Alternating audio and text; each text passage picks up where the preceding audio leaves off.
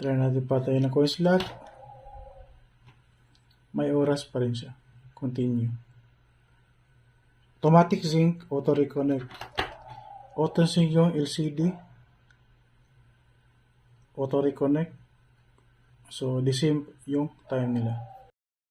Sa video na to, isituturo natin paano i-set up yung smart charging features natin using latest version na app natin 2.1.0. So, meron kayong nakikitang dalawa. So, madali lang to. Ito with CB, yung nasa left, ni Sir Dines, at saka with Alan Timer Relay by Alan. Okay? Yung pag-buy nito is nandun sa sinundan na video nito kung paano i-bind. So dito papakita lang natin yung coding difference. So madali lang siya i-set up. After mo ma-bind, ito na lang gagawin mo. Punta ka dito sa My Operation. Dito, Operation. Unahin natin kay Sir Dennis. So nakaset sa stand alone na lang na yan. Bluetooth. Then dito, or ibig sabihin yan yung merong phone na with smart charging features. So, hindi sila kailangan ng hardware na marami. Kasi built-in na yung smart charging features nila. Pero pwede pa rin gumamit ng smart charging setup kahit meron ng smart charging features yung phone mo. Okay, so yan lang yung select. Ito, coin slot. Yung sa baba, so dalawa lang. Pag CB ni Sir Dennis or any CB na kaparehas nito, sa coin slot mo i-select. Yan yung tatlong gagawin mo sa part na yan. Dito naman sa part na to is na-set up mo na to. Gaya ng video ko na sinundan ito. Dito, technically wala ka nang gagawin. Naka-default na lahat. Ito lang need mo, CB ni Sir Dennis. Yung diagram nito, hindi kailangan ng diagram.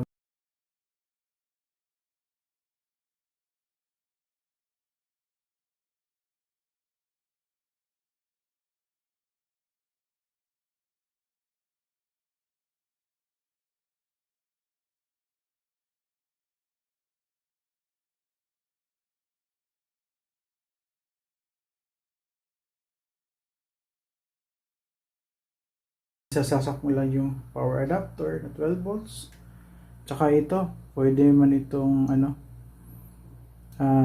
optional. Pwedeng walang LCD, pwede meron.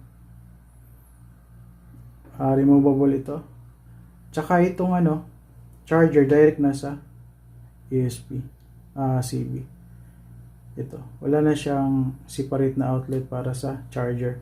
Direct na siya. Okay? Pwede kang mag-set dito ng kung gusto mong ilang percent dito. Smart charging threshold. Dito naman sa DIY, tatlo lang yung gagawin mo. Lagyan tayo. Ito tayo settings. Alan timer. Nakita niyo? Naka-Alan timer siya. Okay? Dito sa A1, dito. Kung ano naka-set sa rate mo sa coin slot mo, sa Alan timer dito, i-save mo lang. So, hindi ito, take note, hindi dito mag-i-edit ng rates sa Alan timer. So, kung ano naka-set sa Alan timer, dapat the same din dito. The same mo lang. Para yung sales, accurate din. Pareho sila. Or coincide. Okay? So, ganito yung operation niya.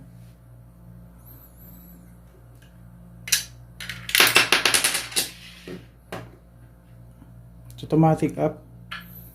Nagre-rely yung cellphone dito sa timer.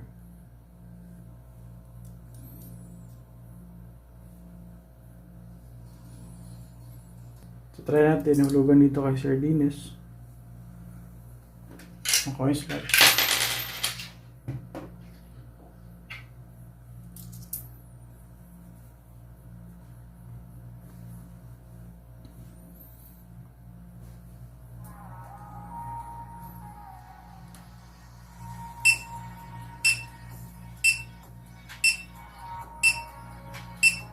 Ito naka DIY, automatic, patay ito pag walang time. Note natin, ito kasi mas maganda na CB. Or kung mayroon mang gustong gumawa, gaya kay Sir Dings, maganda ito kasi kahit patay yung coin slot, continue pa rin yung time. Ganyan. Ito yung difference sa naka DIY with Allen timer. So try natin patay. Ganyan. So makita niyo continue running yung time. Makita niyo rin dito yung oras.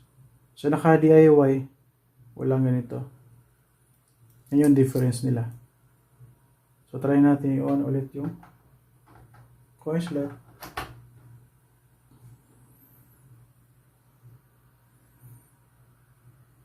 So automatic reconnect siya.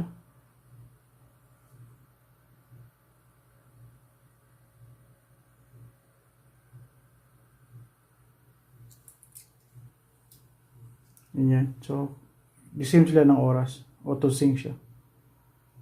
Until maubos yung time.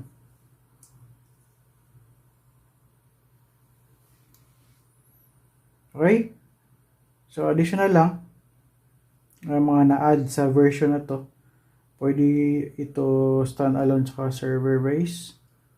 Punta tayo sa settings. So ang na dito is meron pang dito sa app categories. Start muna tayo sa customer UI. So ito yung na-add. Ito yung timer sa labas ng settings. Ito yun. Tapos dito sa wallpaper, the same lang. Sa icon appearance, ito yung bago, app categories.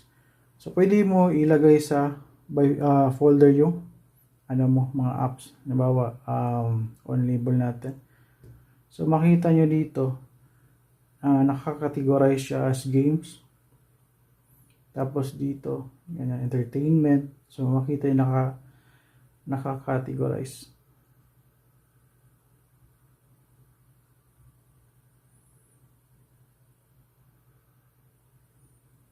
Ganyan. Pwede auto, meaning automatic arrange siya. Halimbawa, after mo na-install. Tapos dito sa games, pwede mag-add category. Diba, gusto mo ng adult, ganyan na category. Or i-remove mo pwede. Or i-edit mo. Kung anong gusto mong name. Ano pa? Assign apps. Isabihin, pwede ka dito mag-edit kung saan ka sa category yung nabilong yung mga apps. Ano pa? Check natin. Exemplary. Acid touch. Ito yung bago. Download. So, para sa mga builder, para madali mag-install, hindi na kailangan mag-login ng Gmail. Pwede mo i-select all. Tapos, install and download lahat ng apps na gusto mo. So, kung meron kayong mga clarification, pwede nyo i-comment or PM me directly para masagot natin yung mga concerns niyo. Okay?